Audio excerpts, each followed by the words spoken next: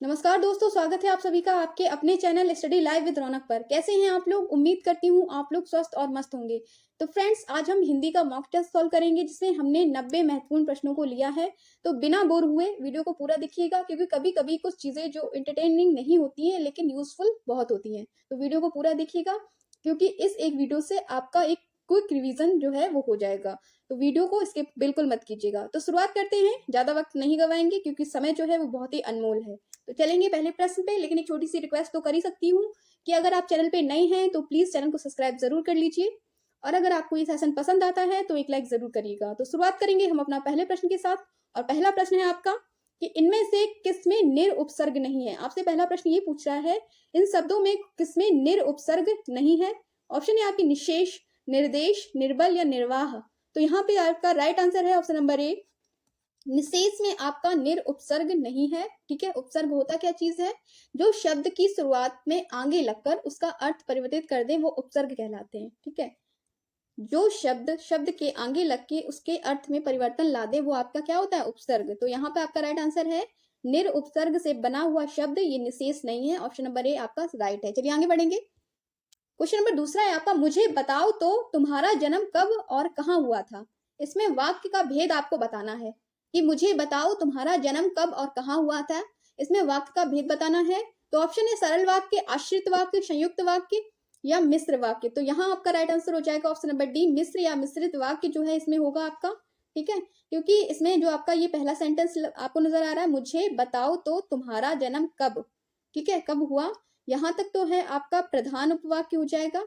दो वाक्य से मिला है ना, एक आपका प्रधान उपवाक्य यहाँ पे हो जाएगा, और कहाँ हुआ था ये आपका हो जाएगा आश्रित उपवाक्य। क्या? आश्रित उपवाक्य। तो ये जो दो शब्द, दो वाक्यों से जो शब्द मिलकर जो वाक्य बना है दो, तो वो आ जाता है आपका मिश्रित वाक्य। तो इस वाक्य के अंतर्गत कौन सा भेद है? तो वो आपका मिश्रित वाक्य आ जाएगा। ठीक है, तो ऑप्शन नंबर डी आपका बिल्कुल राइट है। चलिए अगला क्वेश्चन लेंगे, और क्वेश्चन नंबर 3 आपका है, कौन सी प्राचीन भाषा नहीं है। तो इसका राइट आंसर है ऑप्शन नंबर बी, पंजाबी आपकी प्राचीन भाषा नहीं है। और अपभ्रंश, प्राकृत और ये संस्कृत, ये तीनों ही आपकी प्राचीन भाषा है, लेकिन पंजाबी जो है वो आपकी प्राचीन भाषा नहीं है। चलिए अगला क्वेश्चन लेंगे। क्वेश्चन नंबर 4 है, इसमें आपको शुद्ध वाक्य छांटना है। तो रेलवे के कई कर्मचारियों की गिरफ्तारी हुई, इस समय आपकी अवस्था 40 वर्ष का है, हम तो अवश्य ही जाएंगे या मैं हल करने की तलाश में हूँ। तो आपका राइट आंसर है यहाँ पे ऑप्शन नंबर ए, ये सही है, क्योंकि रेलवे के कई कर्मचारियों की गिरफ्तारी हुई, यहाँ पे ये शब्द सही लग रहा है। यहाँ जो है इस समय आपकी अवस्था 40 वर्ष की है, का है, ये तो गलती है। ठीक है, तो ऑप्शन नंबर ए आपका राइट है। चलिए आगे बढ़ेंगे। क्वेश्चन नंबर 5 है आपका, पाहुना का पर्यायवाची आपसे पूछा है कि पाहुना का पर्यायवाची होगा। ऑप्शन है कृषक, जम्बुक, आगंतुक या आदित्य। तो यहाँ राइट आंसर है ऑप्शन नंबर सी, आगंतुक। ठीक है, पाहुना का पर्यायवाची होगा आपका आगंतुक। अन्य पर्यायवाची आपको बता दें तो पाहुना का अर्थ होता है मेहमान, मेहमान, अभ्यागत, अभ्यागत, अतिथि। ठीक है, ये सब आपके जो इसके हो जाएंगे पाहुना, पाहुना के पर्यायवाची हो जाएंगे ये सब।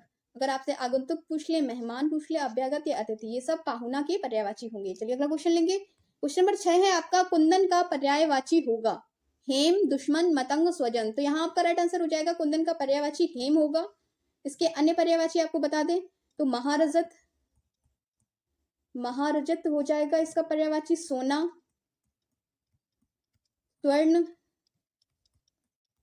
कंचन और कनक, ये सब आपके कुंदन के पर्यायवाची हो जाएंगे या हेम के पर्यायवाची हो जाएंगे। ठीक है, चलिए अगला क्वेश्चन लेंगे। क्वेश्चन नंबर 7 है आपका, ड्राउनिंग मैन कैचेस स्ट्रॉ का अर्थ है। आपसे पूछ रहा है drowning a man catches a straw का आपसे हिंदी अर्थ पूछ रहा है। तो इसका राइट आंसर हो जाएगा डूबने वाले को तिनका सहारा देता है। ठीक है, ये एक मुहावरा भी है कि डूबते को तिनके का सहारा, इसका अर्थ यही है। Drowning man catches a straw, डूबने वाले को तिनका सहारा देता है, यहाँ आपका राइट आंसर है ऑप्शन नंबर ए। चलिए आगे बढ़ेंगे। क्वेश्चन नंबर 8 पे चलते हैं, कौन सा अधिकरण तत्पुरुष समास नहीं है। आपसे पूछ रहा है अधिकरण तत्पुरुष समास नहीं है। तो यहाँ आपका राइट आंसर हो जाएगा ऑप्शन नंबर डी, धर्म भ्रष्ट। धर्म भ्रष्ट में आपका अधिकरण तत्पुरुष समास नहीं है। यहाँ है आपका आपादान तत्पुरुष समास। क्या है? आपादान तत्पुरुष समास है आपका, अधिकरण नहीं है। ठीक है, अधिकरण इन तीनों में है पुरुषोत्तम, देशाटन, कुलश्रेष्ठ, इन सब तीनों में अधिकरण है, लेकिन धर्मभ्रष्ट में आपका आपादान तत्पुरुष है। चलिए अगला क्वेश्चन लेंगे। क्वेश्चन नंबर 9 है आपका, सफलता ना मिलने पे दुखी होना को क्या कहते हैं? सफलता ना मिलने पे दुखी होने के लिए एक शब्द आपसे पूछा जा रहा है, तो यहाँ पर राइट आंसर है ऑप्शन नंबर ए, क्षोभ। ठीक है, जब सफलता नहीं मिलती है और हम दुखी हो जाते हैं तो उसका हमें बहुत क्षोभ होता है। ठीक है, क्षोभ आपका राइट आंसर है। चलिए अगला क्वेश्चन लेंगे। क्वेश्चन नंबर 10 है आपका, खाने की इच्छा के लिए आपको एक शब्द बताना है, तो ऑप्शन है विभूछा, बुभुक्षा, विभूछा या भुभुछा। तो राइट आंसर हो जाएगा जो बुभुक्षा है, ये खाने की इच्छा का राइट शब्द है, बुभुक्षा। चलिए अगला क्वेश्चन लेंगे। क्वेश्चन नंबर 11 है आपका, स्पर्श व्यंजन कंठ्य ध्वनि, अघोष और महाप्राण ध्वनि है। आपसे पूछ रहा है कि ऑप्शन में जो ये 4 दिए गए हैं, इनमें से आपको ऐसा कौन सा वाक्य नहीं शब्द नजर आ रहा है जो स्पर्श व्यंजन भी है, कंठ्य ध्वनि भी है, अघोष भी है और महाप्राण ध्वनि भी है। तो यहाँ पर आपका राइट आंसर हो जाएगा ऑप्शन नंबर सी, खा। खा जो है वो आपका स्पर्श व्यंजन के अंतर्गत भी आता है, कंठ्य ध्वनि के अंतर्गत भी आता है, अघोष और महाप्राण ध्वनि के अंतर्गत आता है। खा आपका राइट आंसर है। चलिए अगला क्वेश्चन लेंगे। क्वेश्चन नंबर 12 है आपका, यदि सभी राज्य सरकारों को कोई एक सरकारी पत्र भेजा गया हो तो उसे क्या कहते हैं? सूचना, परिपत्र, आज्ञा पत्र, अधिसूचना। तो यहाँ पर राइट आंसर हो जाएगा, यदि सभी राज्य सरकारों को कोई एक सरकारी पत्र भेजा गया हो तो वो परिपत्र कहलाता है। ऑप्शन नंबर बी यहाँ आपका राइट आंसर है, क्या? परिपत्र। ठीक है, चलिए अगला क्वेश्चन लेंगे। क्वेश्चन नंबर 13 पे चलते हैं कि अधिसूचना का प्रयोग किस क्षेत्र में नहीं किया जाता है? ऑप्शन है नियम, आदेश, कर्तव्य, चेतावनी। तो यहाँ पर आपका राइट आंसर हो जाएगा ऑप्शन नंबर सी, हम अधिसूचना का प्रयोग जो है वो कर्तव्य के लिए नहीं कर सकते हैं। इसके लिए कर्तव्य के लिए अधिसूचना का प्रयोग नहीं किया जाएगा। ये अधिसूचना का प्रयोग किसी विशेष नियम, आदेश या चेतावनी के लिए कर सकते हैं, लेकिन कर्तव्य के लिए इसका प्रयोग नहीं किया जा सकता। चलिए नेक्स्ट क्वेश्चन लेते हैं। क्वेश्चन नंबर 14 है आपका, जो शब्द वाक्यांशों, वाक्य तथा शब्दों को जोड़ते हैं उन्हें क्या कहते हैं? व्याधिकरण, संबंधीकरण, समानाधिकरण या समुच्चय बोधक। तो आपका राइट आंसर है यहाँ पे ऑप्शन नंबर डी, जो शब्द वाक्यांशों तथा वाक्य शब्दों को जोड़ते हैं उन्हें समुच्चय बोधक कहते हैं। क्या कहेंगे? समुच्चय बोधक। चलिए अगला क्वेश्चन लेंगे, थोड़ा स्पीड से सॉल्व करेंगे कि दो प्राणियों तथा वस्तुओं के बीच तुलना की जाती है तो क्रिया किस रूप में दिखाई देती है? तो यहाँ आपका राइट आंसर है ऑप्शन नंबर सी, उत्तरावस्था। जब दो प्राणियों और वस्तु के बीच तुलना हो जाती है तो उस रूप में क्रिया हमें उत्तरावस्था में दिखाई पड़ती है, उत्तरावस्था में। ठीक है, चलिए अगला क्वेश्चन लेंगे। क्वेश्चन नंबर 16 है आपका, दंतोष्ट ध्वनि कौन सी है? आपसे पूछ रहा है कि दंतोष्ट ध्वनि कौन सी है। ऑप्शन है वा, फा या रा। तो यहाँ आपका राइट आंसर है ऑप्शन नंबर बी, फा जो है वो आपकी दंतोष्ट ध्वनि है। कौन सी? फा आपकी दंतोष्ट ध्वनि है। ठीक है, तो यहाँ पर जो आपको दो ऑप्शन दिखाई दे रहे हैं, वा और फा, ये दोनों ही दंतोष्ट ध्वनि है। ठीक है, यहाँ पे दो ऑप्शन आपके ठीक है, वा और फा दोनों ही दंतोष्ट ध्वनि है। चलिए अगला क्वेश्चन लेंगे। क्वेश्चन नंबर 17 है आपका, देवनागरी लिपि का सर्वप्रथम प्रयोग कहाँ हुआ था? तो इसका राइट आंसर हो जाएगा ऑप्शन नंबर डी, जय भट्ट के शिलालेख में सर्वप्रथम देवनागरी लिपि का प्रयोग हुआ था। कहां पर? जय भट्ट के शिलालेख में। और जय भट्ट का शिलालेख किसका है? गुजरात के नरेश का शिलालेख था। ये गुजरात के नरेश का जो थे जय भट्ट, गुजरात के नरेश, उनका शिलालेख था। वहां पर देवनागरी लिपि का प्रयोग सर्वप्रथम हुआ था। चलिए नेक्स्ट क्वेश्चन लेंगे। क्वेश्चन नंबर 18 है आपका, आहट, आवट, आस आदि किस प्रकार के तदित प्रत्यय हैं? तो यहाँ पर आपका राइट आंसर है ऑप्शन नंबर सी, आहट, आवट और आस में भाववाचक तदित प्रत्यय है। क्या? भाववाचक आपका यहाँ पर राइट है। चलिए अगला क्वेश्चन लेंगे। क्वेश्चन नंबर 19 हो जाएगा, दांत काटी रोटी का अर्थ क्या है? आपसे ये मुहावरा पूछ रहे हैं कि दांत काटी रोटी का अर्थ क्या होगा। ऑप्शन है गहरी दोस्ती, प्रतिवाद करना, गहरी दुश्मनी या पीछे पड़ना। तो दांत काटी रोटी का अर्थ यहाँ पे हो जाएगा ऑप्शन नंबर ए, गहरी दोस्ती। क्या? गहरी दोस्ती आपका राइट है। चलिए आगे बढ़ेंगे। क्वेश्चन नंबर 20 पे चलते हैं कि सोना का पर्यायवाची है पत्रग, ललित, चिंताकर्षक या जात रूप। तो यहाँ पे आपका राइट आंसर हो जाएगा, सोना का पर्यायवाची है ऑप्शन नंबर डी, जात रूप। सोना को जात रूप कहते हैं। कलधौत, ये मैं वो बता रही हूँ जो महत्वपूर्ण है और जो शायद कुछ लोगों को नहीं पता होते हैं। सोना का कनक, कंचन, हेम ये तो पता होगा, स्वर्ण पता होगा, लेकिन कलधौत, हाटक, हिरण्य और ये जात रूप जो था ये कम लोगों को पता होगा। तो ये भी सोना का पर्यायवाची होते हैं, कलधौत, हाटक और हिरण्य और जात रूप। तो ऑप्शन नंबर डी आपका राइट है। आगे बढ़ेंगे और क्वेश्चन नंबर 21 है आपका, पयोधी का संधि विच्छेद होगा। पयोधी का आप संधि विच्छेद पूछ रहा है, तो यहाँ पर पयोधी का संधि विच्छेद है ऑप्शन नंबर ए, पया तो पय प्लस धी इसका राइट आंसर है पयोधी का। ठीक है, चलिए अगला क्वेश्चन लेंगे। क्वेश्चन नंबर 22 है आपका, कौन सी बोली बिहारी की नहीं है? आपसे पूछा जा रहा है इन निम्न में से कौन सी बोली बिहारी की नहीं है? तो यहाँ आपका राइट आंसर हो जाएगा ऑप्शन नंबर सी, जयपुरी जो है वो बिहारी की बोली नहीं है। ठीक है, चलिए अगला क्वेश्चन लेंगे। क्वेश्चन नंबर 23 ले लेंगे अपना हम, अर्चना अत्यंत सुंदर है, रेखांकित पदों का भेद बताना है। तो अत्यंत सुंदर है, आपको अत्यंत में रेखा है तो इसका आपको भेद बताना है। तो अत्यंत आपका हो जाएगा प्रविशेषण। क्या है? अत्यंत प्रविशेषण। ऑप्शन नंबर बी आपका राइट है, क्योंकि ये जो है वो सुंदर की विशेषता, अर्चना जो है वो बहुत सुंदर है, तो सुंदर आपका विशेषण है और ये विशेषण की विशेषता बता रहा है, और जो विशेषण की विशेषता बताता है तो वो प्रविशेषण हो जाता है। तो अत्यंत जो है वो प्रविशेषण होगा। चलिए अगला क्वेश्चन लेंगे। क्वेश्चन नंबर 24 आपका तत्सम शब्द है। आपको पूछ रहा है कि निम्न में से तत्सम शब्द कौन सा है? तत्सम शब्द आपका हो जाएगा ऑप्शन नंबर ए चत्वारी। चत्वारी शब्द आपका तत्सम शब्द है, जिसका तद्भव हो जाएगा 4। चलिए अगला क्वेश्चन लेंगे। क्वेश्चन नंबर 25 है आपका, कौन सा फारसी शब्द नहीं है? ये आपसे पूछा जा रहा है, मलीदा, पैमाना, इस्तीफा या तनख्वाह। तो यहाँ पे आपका राइट आंसर हो जाएगा ऑप्शन नंबर सी, जो आपका नजर आ रहा है ये जो है ये आपका इस्तीफा फारसी भाषा का शब्द ना होकर अरबी भाषा का शब्द है। कैसा? फारसी भाषा का शब्द ना होकर अरबी भाषा का शब्द है इस्तीफा, और ये जो मलीदा, पैमाना, तनख्वाह ये सब आपके फारसी भाषा के शब्द हैं। चलिए अगला क्वेश्चन लेंगे। क्वेश्चन नंबर 26 है आपका, पंकज, जलज आदि किस प्रकार के शब्द हैं? रूढ़, यौगिक, योग रूढ़ या मिश्रित? तो यहाँ आपका राइट आंसर हो जाएगा ये दोनों शब्द आपके ऑप्शन नंबर सी योग रूढ़ शब्द हैं, पंकज और जलज। तो ये आपका योग रूढ़ शब्द होते क्या हैं? जो दो शब्दों के मेल से बनते हैं और वो अपना अर्थ छोड़ के किसी अन्य शब्द का अर्थ बताते हैं। जैसे पंकज और जलज, ये इसका क्या अर्थ होता है? पंकज जलज का अर्थ होता है कमल।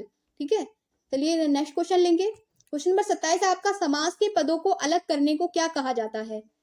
विच्छेद, बदलाव, विग्रह या विभक्ति? तो आपका राइट आंसर है यहाँ पे ऑप्शन नंबर सी, समास के पदों को अलग करने को विग्रह कहा जाता है। क्या कहा जाता है? विग्रह। चलिए अगला क्वेश्चन लेंगे। क्वेश्चन नंबर 28 है, कौन सा पद विकृत नहीं होता है? ये आपसे पूछा है, संज्ञा, अवयव, विशेषण, क्रिया। तो यहाँ का राइट आंसर है ऑप्शन नंबर बी, अवयव जो पद है उसे विकृत नहीं कर सकते हैं। ठीक है, अवयव पद में किसी प्रकार का कोई परिवर्तन नहीं होता है। चलिए अगला क्वेश्चन लेंगे। क्वेश्चन नंबर 29 है आपका, grass on other side always looks greener. इसका हिंदी अर्थ आपको बताना है। किसका? Grass on other side always looks greener. तो इसका जो राइट आंसर है ऑप्शन नंबर ए, दूर के ढोल सुहावने लगते हैं, इसका हिंदी अर्थ होगा। ठीक है, क्या होगा? दूर के ढोल सुहावने लगते हैं। चलिए अगला क्वेश्चन लेंगे। क्वेश्चन नंबर 30 है आपका, कौन सा सर्वनाम का भेद नहीं है? ये आपसे पूछ रहा है, पुरुषवाचक, गुणवाचक, निजवाचक या प्रश्नवाचक? तो यहाँ पर ऑप्शन नंबर बी आपका राइट है, गुणवाचक। गुणवाचक सर्वनाम का भेद नहीं है, गुणवाचक जो होता है वो विशेषण का भेद होता है। तो आपका गुणवाचक यहाँ पर राइट आंसर है। चलिए अगला क्वेश्चन लेंगे। क्वेश्चन नंबर 31 है आपका, अतियुक्ति शब्द में संधि है। आपसे ये पूछा जा रहा है, जो शब्द आपको नजर आ रहा है अतियुक्ति, उसमें कौन सी संधि है? तो आपका राइट आंसर है यहाँ पर ऑप्शन नंबर सी, अत्युक्ति शब्द में यड़ संधि है। कौन सी संधि है? यड़ संधि। चलिए अगला क्वेश्चन लेते हैं। क्वेश्चन नंबर 32 है, प्रत्याशा शब्द में उपसर्ग है। प्रत्याशा शब्द में आपको उपसर्ग आपसे पूछ रहा है, तो आपका राइट आंसर हो गया प्रति प्लस आशा। ऑप्शन नंबर सी आपका राइट है, प्रत्याशा में प्रति उपसर्ग है। चलिए अगला क्वेश्चन लेंगे। क्वेश्चन नंबर 33 है, औपचारिक शब्द में प्रत्यय। अब प्रत्यय क्या है? प्रत्यय शब्द ऐसे शब्द होते हैं जो शब्द के अंत में लग के उनका रूप परिवर्तित कर देते हैं, वो होते हैं प्रत्यय शब्द। औपचारिक, ठीक है, औपचारिक शब्द में आपसे प्रत्यय पूछ रहा है कौन सा? तो यहाँ पर आया ऑप्शन नंबर सी, औपचारिक में एक प्रत्यय लगा है। कौन सा? एक प्रत्यय आपका औपचारिक में लगा है। चलिए अगला क्वेश्चन लेंगे। क्वेश्चन नंबर 34 है आपका, नीलांबर शब्द में कौन सा समास है? ये आपसे पूछ रहा है। तो नीलांबर शब्द में आपका हो जाएगा कर्मधारय। नीलांबर शब्द में पहला शब्द दूसरे शब्द की जो विशेषता बताता है, पहला पद जो होता है, यहाँ पर पहला पद दूसरे पद की विशेषता बता दे, वहां पर कर्मधारय समाप्त होता है। ठीक है, कौन सा समास होता है? कर्मधारय। क्योंकि इसमें क्या कह रहे हैं? नीला अंबर, अंबर की विशेषता बताया जा रहा है कि कैसा है वो? नीला है। चलिए अगला क्वेश्चन लेंगे। क्वेश्चन नंबर 35 है आपका, हम ताजमहल देखने जाएंगे, रेखांकित पद है। हम जो है वो कैसा पद है? ये आपसे पूछ रहा है। तो हम आपका हो जाएगा पुरुषवाचक सर्वनाम। कैसा? पुरुषवाचक सर्वनाम हो जाएगा हम। अगला क्वेश्चन लेंगे। क्वेश्चन नंबर 36 है, निम्नलिखित में शुद्ध वर्तनी बतानी है। तो इसका राइट आंसर है, आप लोग देख लीजिएगा, मैं सीधे आंसर बता रही हूँ क्योंकि हमें बहुत ही जल्दी सॉल्व करना है। तो इसका राइट आंसर है ऑप्शन नंबर डी, अनाधिकार सही है, आगामी भी ऐसे ही लिखा जाता है, कृपालु आपका सही है, अतिथि सही है। ठीक है, चलिए अगला क्वेश्चन लेंगे। क्वेश्चन नंबर 37 है, अमृत के पर्यायवाची शब्द पूछ रहा है आपसे। अमृत के पर्यायवाची शब्द आपको बताने हैं, तो यहाँ आपके अमृत का पर्यायवाची हो जाएगा सुधा, पीयूष, सोम, अमी और अमेय। ये जो है आपके ऑप्शन नंबर डी आपका राइट है। सुधा, पीयूष, सोम, अमी, अमेय ये सब अमृत के पर्यायवाची शब्द हो जाएंगे। अगला क्वेश्चन लेंगे और क्वेश्चन नंबर 38 है आपका, निम्नलिखित में विदेशी भाषा का शब्द कौन सा है, ये आपसे पूछ रहा है। तो दही, खीर, मीठा ये सब देसी भाषा के शब्द है, लेकिन आपका ये लीची जो है ये विदेशी भाषा का शब्द है, ये चीनी भाषा का शब्द है। कैसी भाषा का, ये चीनी शब्द है और विदेशी भाषा का शब्द है लीची। अगला क्वेश्चन लेंगे। क्वेश्चन नंबर 39 आपका, उत से निर्मित शब्द आपसे पूछ रहा है। उत से निर्मित शब्द आपका उत प्लस चारण, उच्चारण आपका उत से निर्मित शब्द है। उच्चारण ऑप्शन नंबर सी बिल्कुल राइट है। आगे बढ़ेंगे क्वेश्चन नंबर 40 पे। और क्वेश्चन नंबर 40 पढ़ने से पहले मेरी छोटी सी रिक्वेस्ट मान लीजिए, अगर आप चैनल पे नए हैं तो प्लीज चैनल को सब्सक्राइब जरूर कर लीजिए, और वीडियो पसंद आ रही हो तो लाइक करिए, अपने फ्रेंड्स के साथ वीडियो को शेयर करिए। तो क्वेश्चन नंबर 40 है, सूर्योदय का संधि विच्छेद होगा। तो सूर्य प्लस उदय क्या होगा, सूर्य प्लस उदय। ऑप्शन नंबर ए आपका राइट है, सूर्योदय का संधि विच्छेद। ठीक है, अगला क्वेश्चन लेंगे। क्वेश्चन नंबर 41 आपका, गोदान की रचयिता फेमस है ये गोदान, बार बार पूछा जाता है एग्जाम में। तो इसके जो रचयिता है वो है मुंशी प्रेमचंद। ठीक है, गोदान के रचयिता मुंशी प्रेमचंद है। इनके और भी हैं जैसे सेवा सदन, सेवा सदन इनकी फेमस है। नमक का दरोगा, नमक का दरोगा भी आपसे पूछ दिया जाता है। और रंगभूमि, ये मुंशी प्रेमचंद के फेमस उपन्यास हैं। चलिए अगला क्वेश्चन लेंगे। क्वेश्चन नंबर 42 है आपका, आज आकाश में छाए हैं, रिक्त स्थान की पूर्ति में उचित शब्द भरना है। तो यहाँ पर आकाश में छाए हैं क्या, जलद। जलद मतलब बादल, जलद का अर्थ क्या हो जाएगा, तो यहाँ पे क्या हो जाएगा, आज आकाश में जलद छाए मतलब बादल छाए हैं। चलिए अगला क्वेश्चन लेंगे। क्वेश्चन नंबर 43 है आपका, इस विद्यालय में दाखिला मिलना टेढ़ी खीर है। इस मुहावरे का आपको सही अर्थ बताना है। तो इस मुहावरे का टेढ़ी खीर का अर्थ हो जाएगा कठिन कार्य होना। इस विद्यालय में दाखिला मिलना वाकई कठिन कार्य है। ऑप्शन नंबर ए आपका राइट है।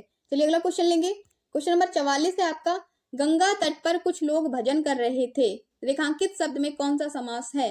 गंगा तट में समास पूछा जा रहा है, तो यहाँ आपका ऑप्शन नंबर बी बिल्कुल सही है। गंगा तट में आपका तत्पुरुष समास है, गंगा का तट यानी तत्पुरुष समास। चलिए अगला क्वेश्चन लेंगे। क्वेश्चन नंबर 45 आपका, बच्चा में पन प्रत्यय जोड़ने से निर्मित शब्द बच जाएगा। बच्चापन, बचवावन या बचाओपन या बचपन।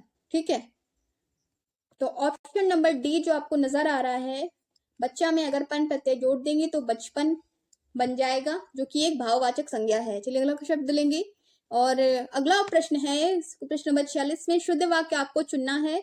तो इसमें से शुद्ध वाक्य जो आप देख सकते हैं तो वो ऑप्शन नंबर बी हो जाएगा, वाह कितना सुंदर दृश्य है। यहाँ पर आपका वाह में जो है वो आश्चर्य सूचक चिन्ह लगा है, कितना सुंदर दृश्य है उसके बाद फुल स्टॉप, तो यही आपका राइट है और बाकी जो अन्य है वो गलत है। चलिए अगला क्वेश्चन लेंगे। क्वेश्चन नंबर 47 है आपका, स्वतंत्रता सबको प्यारी होती है, वाक्य के रेखांकित शब्द का संज्ञा भेद है। स्वतंत्रता में पूछ रहा है कि कौन सा शब्द है संज्ञा का, तो स्वतंत्रता का भाव उत्पन्न होता है, तो यहाँ पर भाववाचक संज्ञा राइट है। चलिए अगला क्वेश्चन लेंगे। क्वेश्चन नंबर 48, कि श्याम को भगवान पर जितनी अनुरक्ति है उसकी पत्नी को उतनी ही भगवान पर थी।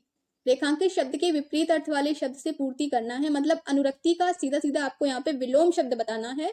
तो अनुरक्ति का विलोम शब्द यहाँ पे ऑप्शन नंबर डी विरक्ति हो जाएगा। क्या हो जाएगा, अनुरक्ति का विरक्ति यहाँ पर राइट आंसर है। चलिए अगला क्वेश्चन लेंगे। क्वेश्चन नंबर 49 है, पैसे से मनुष्य के जीवन जीने की इच्छा जो है वो बलवती होती है, ये आपसे पूछ रहा है। तो जीवन जीने की इच्छा मतलब ऑप्शन नंबर ए जिजीविषा, जीवन जीने की इच्छा के लिए एक शब्द लिखेंगे हम, जिजीविषा। चलिए अगला क्वेश्चन लेंगे। क्वेश्चन नंबर 50 है कि मैं श्री रामचंद्र जी के चरण कमल की वंदना करती हूँ, रेखांकित शब्द किस समास का उदाहरण है।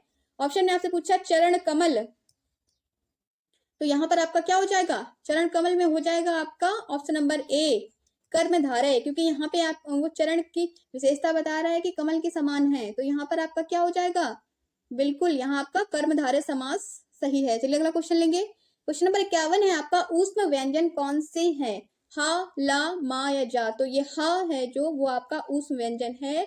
और कौन कौन से ऊष्म व्यंजन होते हैं, शा, श और श और फिर हा, ये आपके ऊष्म व्यंजन होते हैं। चलिए अगला क्वेश्चन लेंगे। क्वेश्चन नंबर 52 है, देशभक्ति में कौन सा समास है, ये आपसे पूछ रहा है। कि देशभक्ति में कौन सा समास है, तो देशभक्ति में देश की भक्ति, तो यहाँ आपका तत्पुरुष समास हो जाएगा। ऑप्शन नंबर सी राइट है, तत्पुरुष समास। देश की भक्ति में तत्पुरुष समास है। अगला क्वेश्चन लेंगे, क्वेश्चन नंबर 53 है कि त्रा ध्वनि किसके अंतर्गत आती है, तो त्रा ध्वनि आपके संयुक्त वर्ण में आ जाएगी, जो ता और रा, ता प्लस रा से मिलकर बनता है त्रा, तो ये संयुक्त ध्वनि के अंतर्गत आती है। ठीक है, अगला क्वेश्चन लेंगे, क्वेश्चन नंबर 54 है आपका, निम्न विकल्पों में से शुद्ध वाक्य का चयन कीजिए। चलो यमुना किनारे सैर करने, चलो यमुना में सैर करने के लिए, चलो यमुना किनारे सैर करने चले, यही आपका राइट है।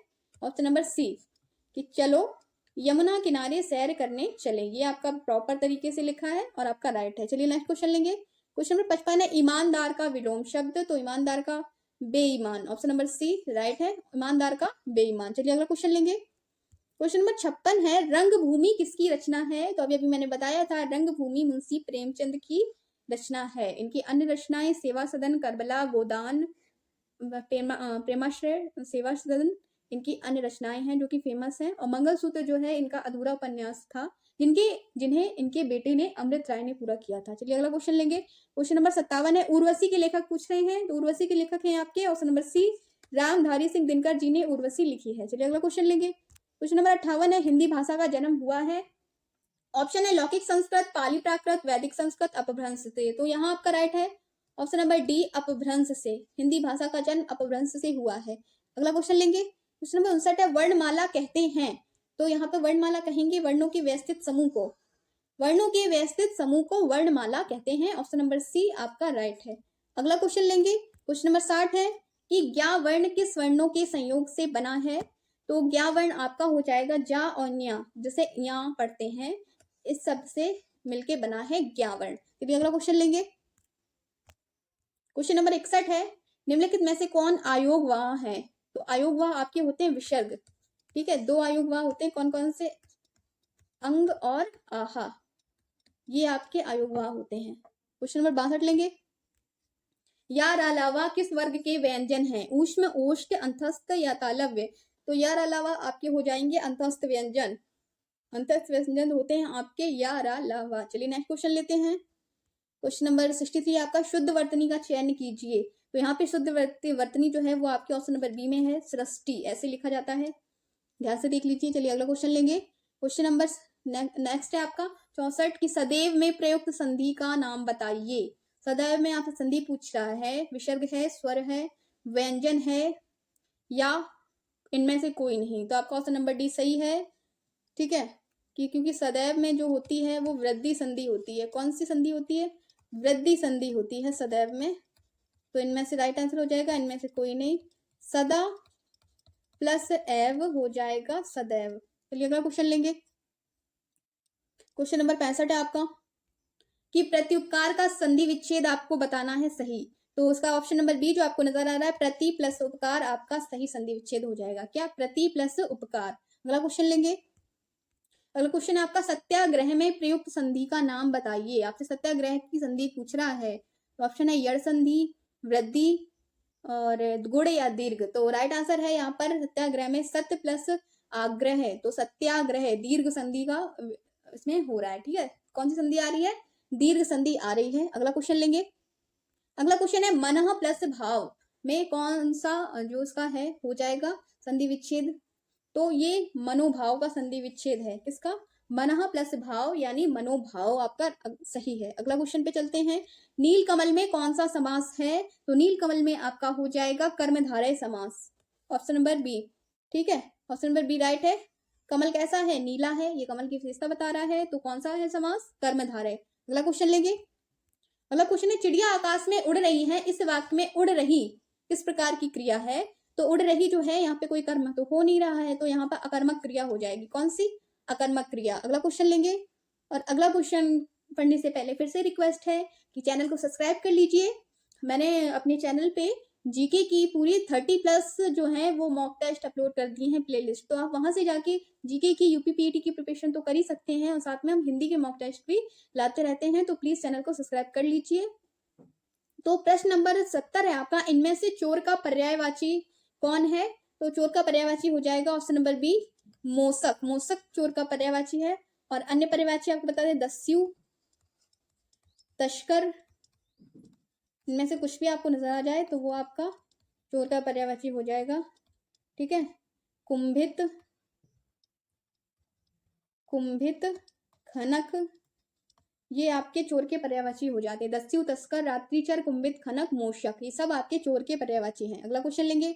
अगला क्वेश्चन है, कान कतरना मुहावरे का अर्थ है बहुत चालाक होना, सोच विचार में पड़ना, बहुत आदर करना, बहुत तेज दौड़ना। तो यहाँ पर कान कतरना मुहावरे का अर्थ हो जाएगा बहुत ही चालाक होना।